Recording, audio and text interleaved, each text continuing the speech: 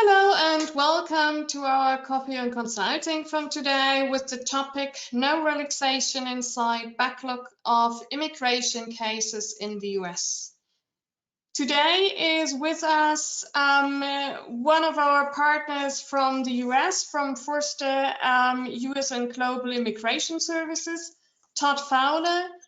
You may have already had the opportunity to meet him at our global summit we had earlier this year. If not, then today you have the opportunity to get some insight from him. He is one of the best immigration lawyers in the US, I know, and he will provide us with lots of information, also some tips and hints what we can do in order to get everything ready. Before we start, on the right-hand side, you will find a box which is called questions. If you do have any questions to any slide, to anything around that topic, then just type it in while we speak.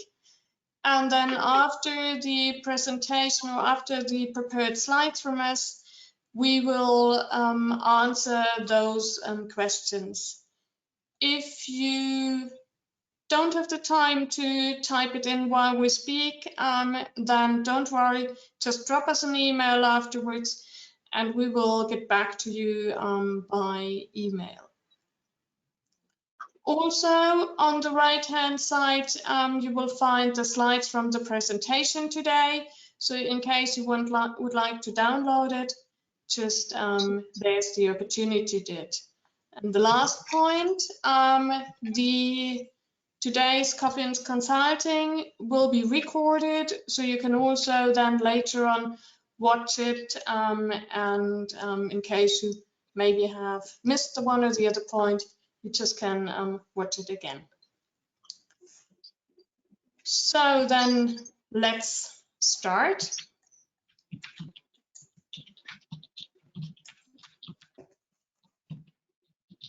When we do assign people to the US, then as with any other country, we do have a couple of things to do. And one of the to-dos is the work permit, work visa in the US, and getting the visa appointment in time. And Todd is talking about that in a second.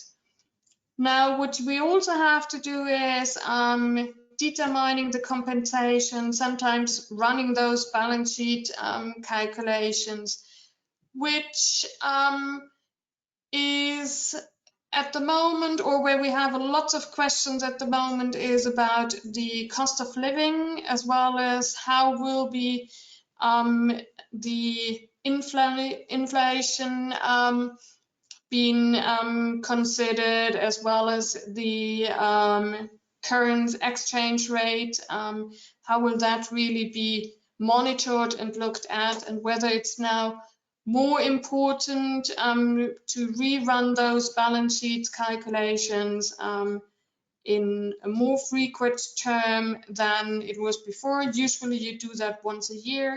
Now the question is whether, because of those matters, whether you have to do that more often, like twice a year or four times a year. I think at the moment it's a bit too early to say yes to the one or the other.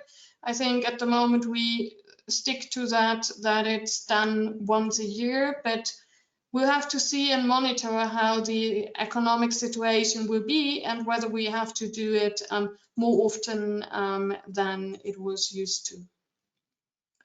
Drafting the assignment contract and employment contract is also something which is, if you assign someone also to the US, quite something which takes a bit of time. And you also have to consider that if you send someone to the US, you will have to indicate and consider the American mandatory legal provisions at least.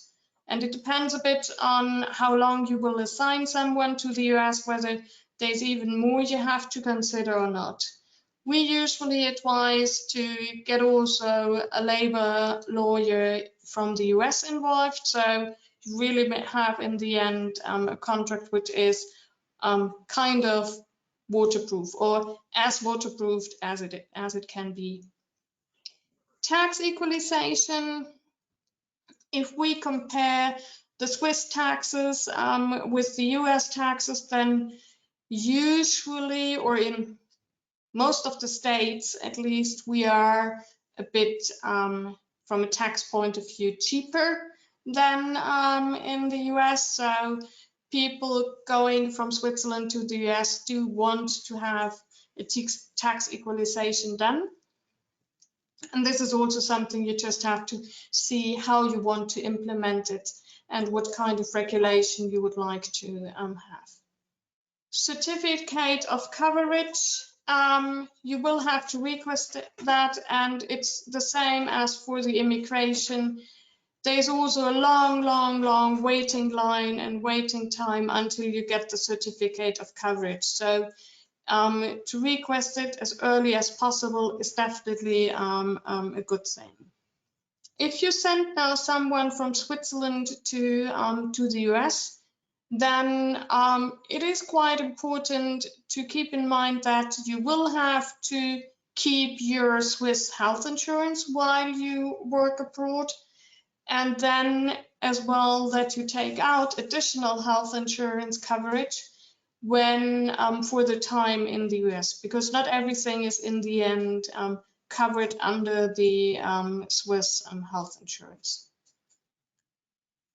You have to prepare a lot for the moving, as well as payroll is one of the key factors which you need to take care. And the last thing before someone in the end really moves or can move from Switzerland to the US is doing the deregistration. Now that can only take place in the end if as soon as the work permit or work visa in the US is approved, and somebody definitely can move to the US. And that is also the part where I now hand over to Todd, and he will start with the insight from the US side. Great, thank you, Frederick, and excuse me, thanks for the opportunity to speak. I think, we are still in a situation where the United States immigration is unwinding from, 2 years plus of COVID, pandemic-related delays, issues, situations around the world. And so we are at a point of unwinding, so to speak, where we maybe are close, several months away maybe, from getting back to what normal is considered. And normal for US immigration is still pretty slow, still pretty frustrating, right? I mean, even in the best days, it was never as extremely efficient as businesses would like, but we're not there yet. I think the main point is our U.S. consulates and embassies around the world are still extremely backlogged with cases. I mean, and it's for all the obvious reasons. They were closed except for emergencies for a year and a half. They had personnel, their employees, either sent back to the United States or working remotely, and so it's a 2-year backlog that's being slowly unwound right now. We are seeing some positivity. Central Europe has some general appointment availability for work visas. If you say Germany, maybe 1 to 2 months away. So if you were in Germany looking to get a treaty trader visa appointment or L1 intra-company transferee visa, those are work visa classifications, they're generally available, right? It might not be as quick as the business wants, but 1 or 2 months right now is very, very fast. In Switzerland, we're seeing some slowness. We file lots of E1, E2 treaty or tradie cases, and they're taking 2 or 3 months to just be reviewed before even scheduling a visa appointment. But still, that's fast, compared to India. People are able to schedule. Next summer, I read that throughout the summer. Every time I saw a client get an appointment, I'd say, great, you got your appointment for late August, and then realized, no, they got their appointment for late August of next year. So it's kind of incredible. But again, it is kind of where we are. There are emergency visas, appointments available, but they really need to be well documented. Each consulate kind of has their own instructions and process for securing an emergency appointment. But again, they're completely discretionary, and they need to be legitimate, really, really legitimate business related, urgent, or family or medical related. Excuses there. Yeah, I need to change the next slide.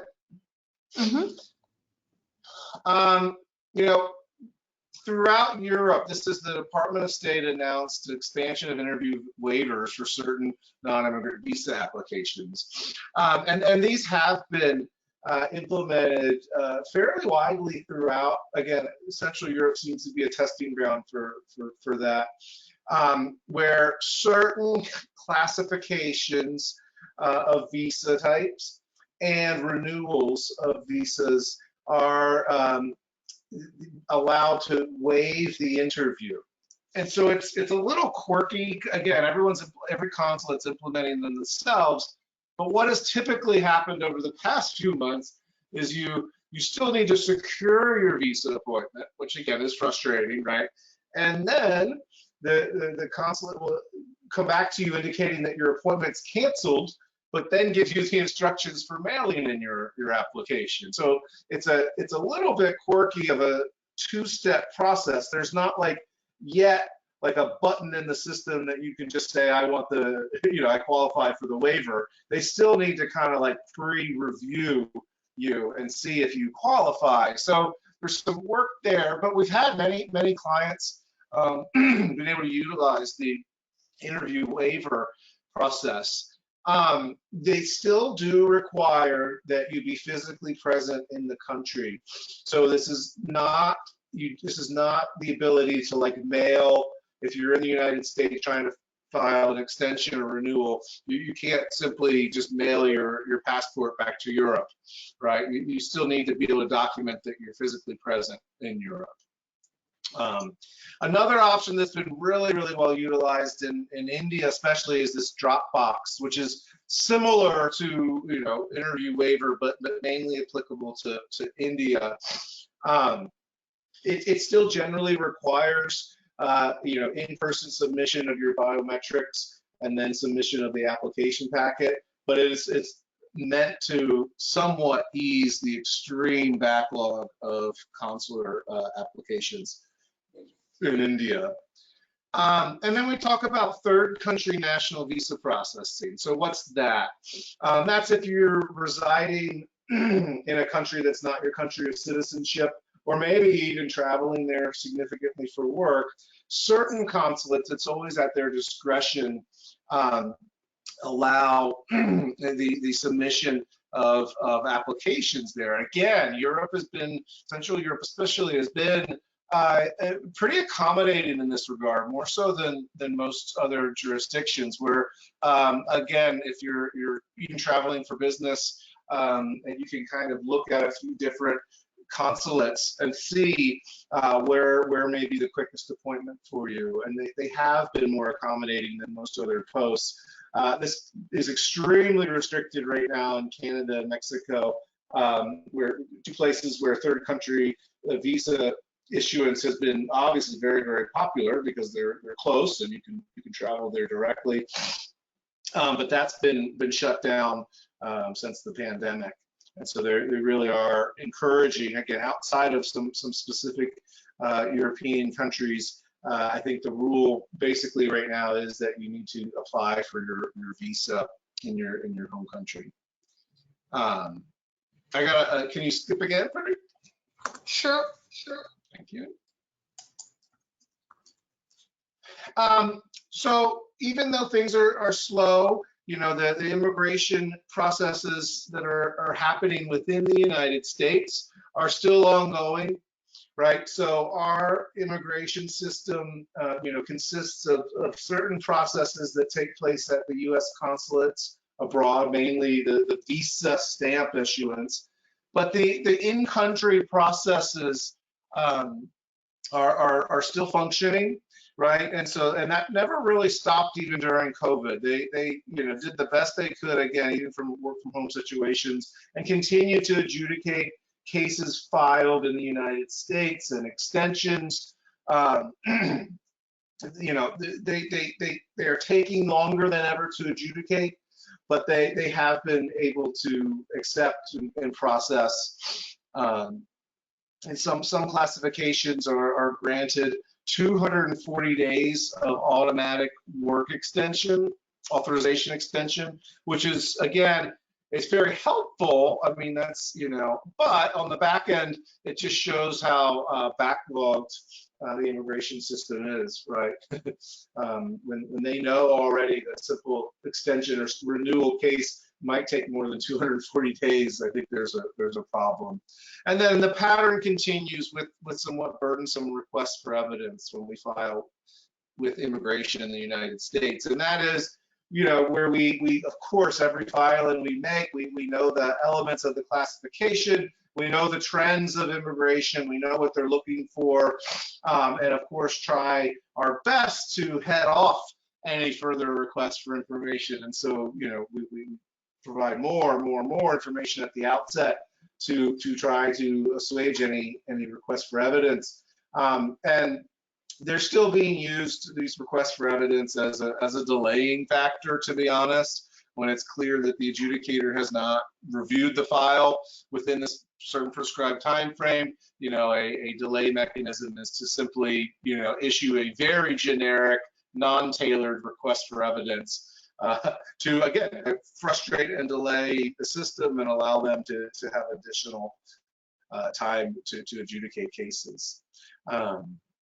So, but again, the immigration is still functioning, albeit slower, from within the United States. I think we can skip again. Mm-hmm.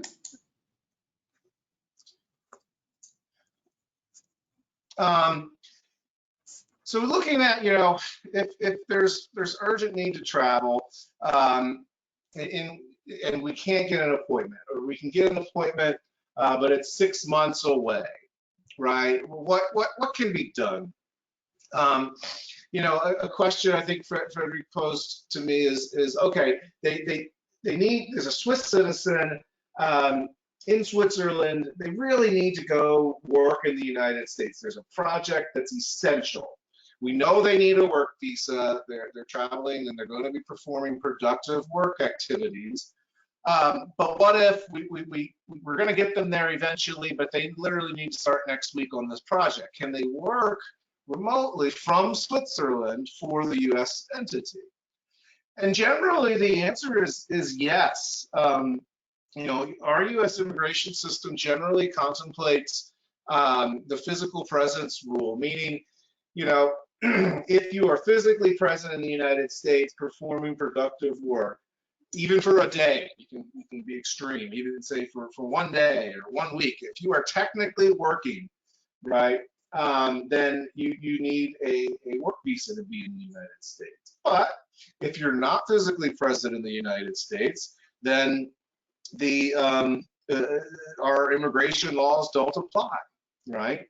And so you generally can, in that scenario, get up and running and be working for the U.S. entity while you're not physically located there. Of course, you know, there's you know, tax law, employment law, contract benefit considerations in that scenario that makes it more cumbersome from the employer side, and it's not a perfect fit a final fit, but it is an option. Noting that from generally U.S. employment law, we don't have work contracts. We don't have those in place, and so it's would not be unique at all to begin working immediately for a U.S. entity, without an employment contract. And so maybe that's something, that would be unusual throughout most of Europe, but from our perspective, that's completely normal. So the answer there is generally yes. Physical presence rule is something to be reminded of. And then the other option generally is to restrict your activities to those that would be considered normal business and not technically begin working yet or begin the work assignment until you're able to secure the required immigration visa. And that's where we get into some gray area. I think you can switch to the next slide, Frederic. I mean, we are now in such a global, mobile, economy where anyone can pop up a laptop anywhere in the world and work a full day and generally be almost as productive as you would back in the old days where you're going into a physical office, right, and sitting there for 8 or 10 hour days and working. And certainly our U.S. immigration laws are not, caught up to the 21st century, right? We are still certainly behind. Our immigration laws, the most recent were written 30 or 40 years ago, and so of course they don't contemplate remote work. They don't contemplate work from home scenarios. They don't contemplate the scenario where a consultant from Europe is going to come over, bring their laptop as their only tool, and work in the United States for 4 weeks, right? Actively work and engage in U.S. client meetings and projects. And so there is a wide gray area when we talk about business travels. Oh, just simply restrict your activities while you're in the U.S. to those of business. Well, of course, our savvy clients say, well, what is business and what is work? and we have to say, well, think of it as a continuum, right? Everyone knows what a work assignment is on one end, or an expat assignment, right? Where expat and family are being transferred to the United States, on a relocation scenario. Okay, well, what is business or tourism travel? Well, that's very clear. That's on the other side. That's a executive that needs to come meet with a client in the United States for 2 days, or someone coming to the United States to go to Disneyland. Everyone understands that's clear business or tourism, right? But of course, all of our clients are generally in the middle, right? And they're saying, well, what's the edge, right? How much is too much? What's the most I can do there? To be honest, and under a business visa, and not get in trouble, myself, not subject my company to liability, right? And I think it's in those details that are really important, and most of all, a simple understanding by the traveler, and the ability to articulate terms such as business travel, business meetings, and differentiate that from work, right? Where if you are traveling to the United States as a visitor, you are not authorized to work. You're not authorized to formally reside in the U.S. You are a business visitor and need to hold yourself out as such, right? And so here on this slide, what is B1? B1 is the visa stamp that you might get in your passport for a visitor, a business or tourist visitor. It's called the B1, B2 visa. And then for many of our allies around the world, they allow visa waiver travel, or ESTA travel, to the United States, right? So the difference is, the idea is that the activities would be the same under either legitimate business or tourism travel. The B visa, of course, has to be applied for at a consulate, and consulates right now are almost not really accepting B visa applications around the world. They're prioritizing student and work visas way ahead of the business visa. But then for most of the folks from Europe, right, the ESTA is good. It allows for travel up to 90 days at a time, right? Maximum of 90 days, and that can't be extended while you're here. And so I think the next slide we'll talk about what activities are allowed in there. If you can hit next, Frederick, thank you. And so these are the ones, again, I think even these are, pretty enumerated lists in the regulations of what can be undertaken as a business visitor. But I think under many of these, right, you could legitimately say, well, I mean, what if I do this while I'm here, right? What if I do something extra while I'm here doing one of these activities? And so I think, therein lies the details, right? The nitty gritty. Do you require a work visa, or can you legitimately restrict your activities to some of these enumerated items here? And I think the takeaway is there is obviously a great deal of gray area. Our immigration officials understand that. But what they look for when people get in trouble, so to speak, for the unauthorized work or scrutiny upon entry into the United States for a business visitor, what the immigration is looking for generally is a pattern or profile of travel that does not comport with a typical business visitor, right? Think of an executive that travels to the United States once a quarter for 3 days, right? That fits a business traveler profile. The executive is coming in and out. They're meeting with the other heads of company or division, touring a plant, meeting with clients, and then leaving, right? So that travel doesn't raise red flags. That's just a busy businessman, right?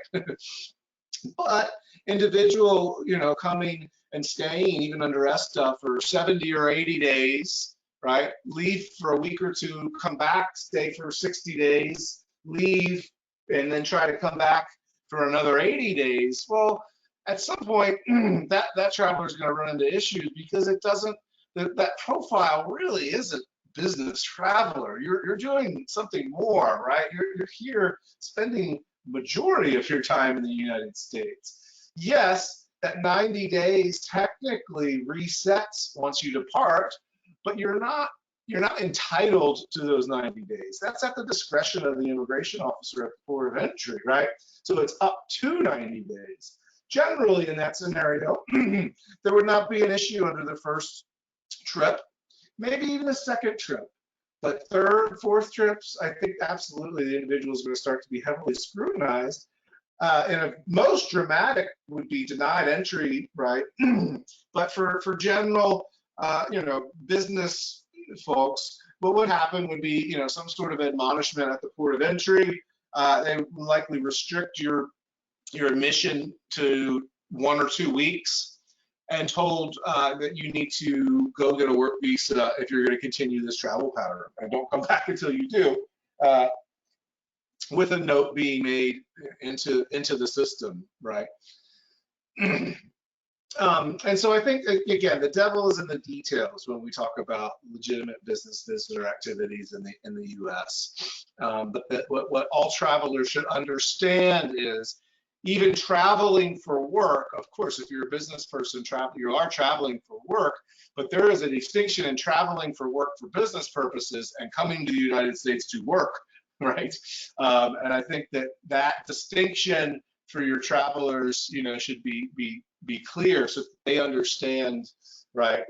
Kind of the catchwords not to use, so to speak, and those way to articulate what they'll be doing in the United States fitting under these legitimate business activities. I think we can go to the next slide. Yes, and then we are at the question side. Oh, great. Well, there we go. I was a little bit faster than I thought, but we have certainly some time for discussion. But I think the takeaway is, assuming, overall, globally, we don't hit another hiccup in a pandemic, or a new pandemic, or new global shutdown or issues that while U.S. immigration is extremely slow and frustrated right now, there is an end in sight. We are unwinding. I think we encourage our clients more than ever to be more patient, right? With us, with immigration, with their relocation, to the point where we're strongly advising that no formal steps, so to speak, be taken, even on the relocation side, until visa is in hand, right? Until you and your family have the visa stamps, maybe, and then start making these life moves that all relate to the relocation aspect, right? And that's frustrating because it makes a lot more sense for a lot of folks to have things run in parallel, right? You have your immigration stuff going, and you have your relocation and life stuff going concurrently, so they can kind of meet at a point in the future. And immigration is so unpredictable and slow right now that even if it's going to take longer, I think the sense of frustration that we get from our clients when, again, they're still waiting on the immigration component, but they've already leased out their apartment. They've got their kids enrolled in U.S. schools, and everyone wants to move and go. But we're waiting for this one aspect, is extremely frustrating. So with that, I'll turn it back over to Frederic and answer any questions that there might be. Yes, perfect. Thank you, Todd. And when a client is coming to you would you currently advise if they need to have a new L visa or E visa? Is it a year until they can move, or? No, I mean, I think if it's a new client for an L or E, I mean, I think realistically 4 to 6 months right now. So if someone came in the door today, I think that would be appropriate.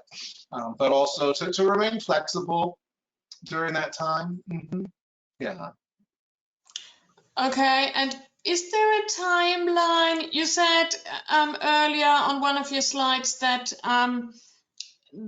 immigration lawyer at the moment, or the case manager from the authority, tends to get you or send you additional requests of documents, and just because they haven't looked at it maybe, and just asking, so it takes a bit longer, or they show that they've done something, I would say. I mean, we have in Switzerland sometimes also something similar.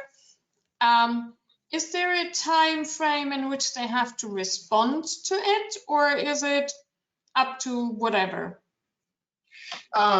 So kind of 2 points of that question.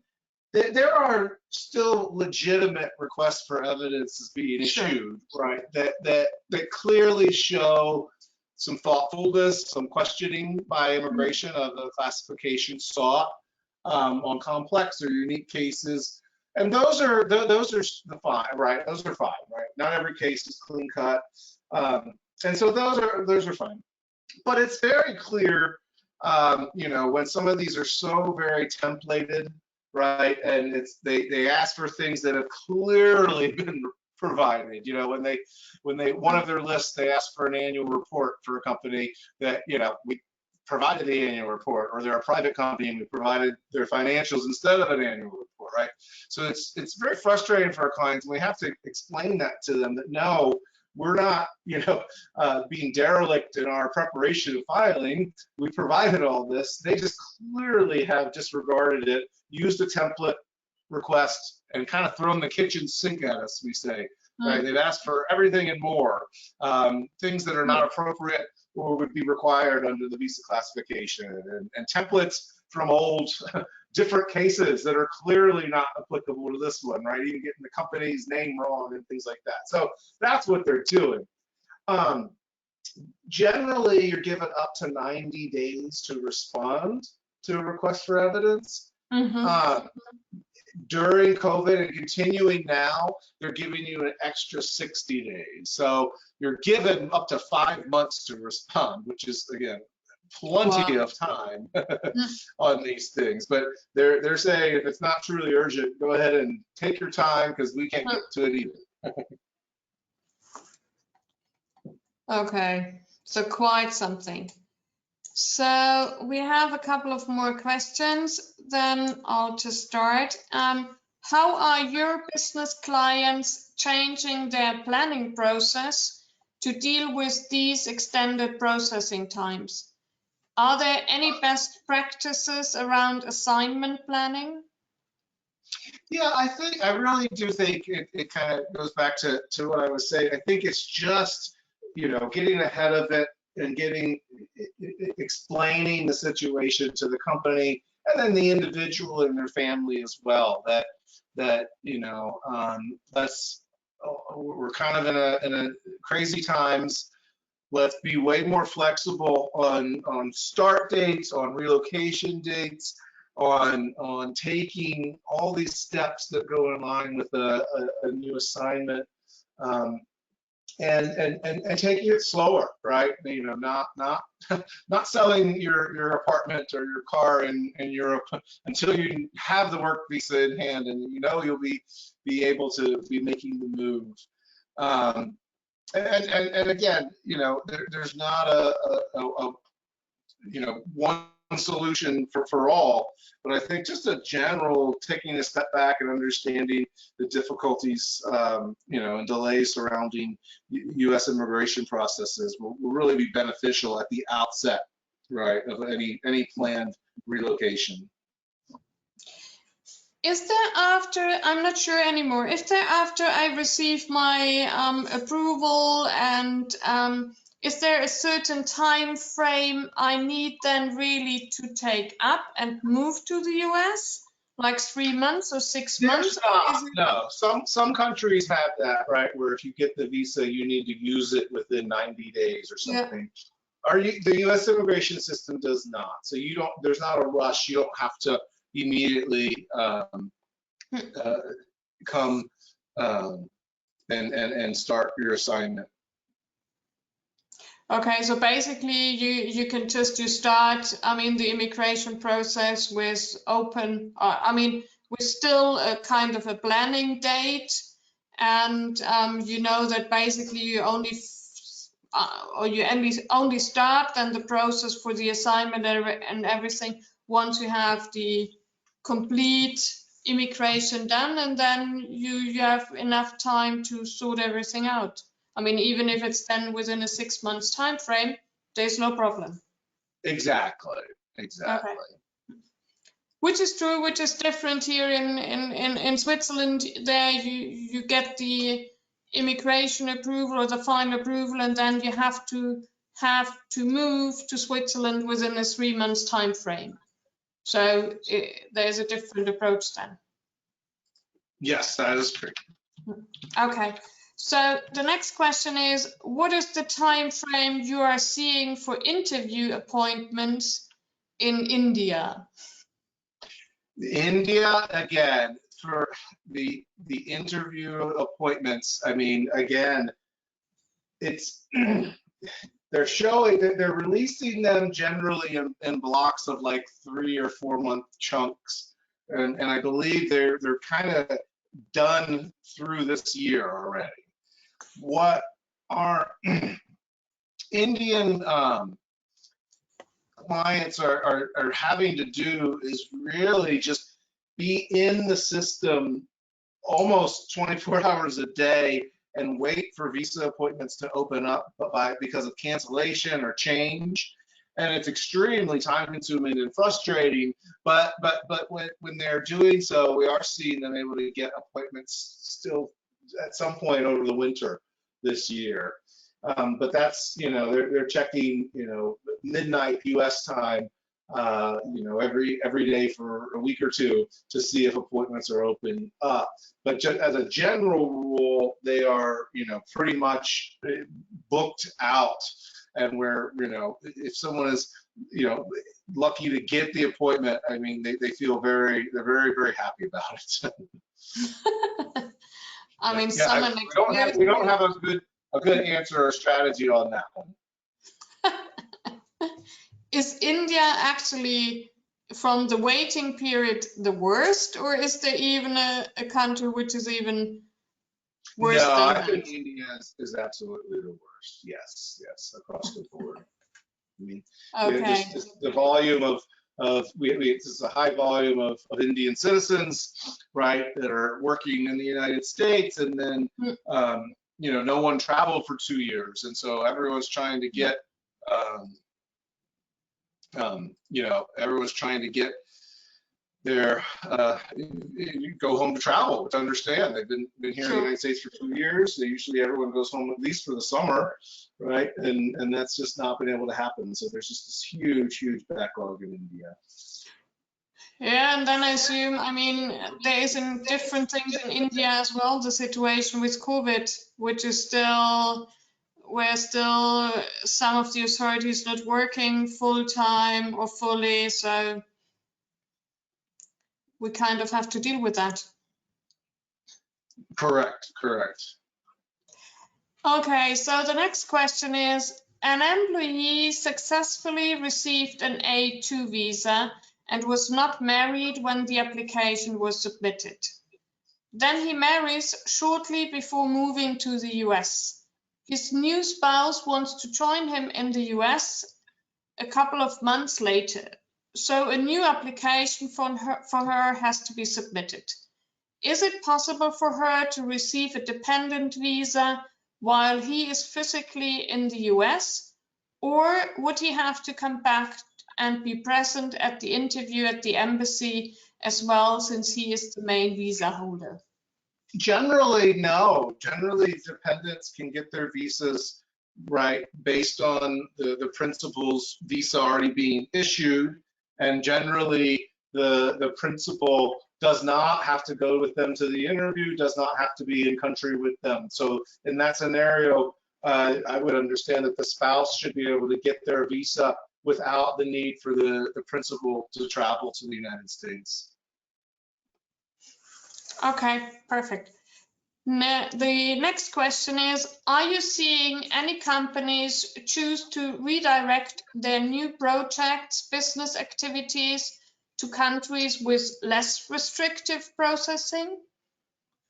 I think to some extent, yes. I'll say our immigration system has been, you know, frustrated, but it's not completely broken, right? It is still functioning, but difficult. But yeah, I mean, I think, you know, Canada for one is generally open for business. They still, of course, have a work visa requirements, but they're generally more flexible and accommodating, right, for foreign workers. And so, you know, Canada has been certainly, right, on a sales pitch to attract, you know, top technology engineering companies and clients, and supporting them with immigration matters. So I think, you know, it's kind of, it's a balancing act for companies, right?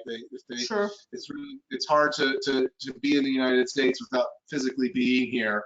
And so again, the system is not so broke that it's just, you know, companies are throwing their hands up and saying never, but they're understanding the additional costs associated with doing business in the United States, and that is a concern. Can you expedite the appointment, or do you have to just wait to get an appointment at the consulate or embassy? It's a two-step process. You can't request an expedite without first getting the appointment. So you get the appointment, and then you can then follow steps to request the expedite. But and that's some of the problems, is where there's just no appointments available, right, across the board. You can't even yet make that request for an expedite, right, even if it's a truly emergency situation. And so that's kind of the frustration with the system, right? It's a two-step dance.